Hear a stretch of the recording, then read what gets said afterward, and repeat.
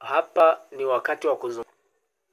Hakuna shabiki wa Yanga ambaye anaweza kubishana na hili ninalosema sasa, na hakuna kocha ambaye anaweza akabishana na hili ninalosema kwa leo, na hakuna kiongozi wa Young Africans ambaye anaweza kabishana na hili jambo la leo. Nimewahi narudia kuambia Junior ambaye ni mchezaji alikuja kutokea Simba Sports Club akaja kwenye klabu ya Young Africans.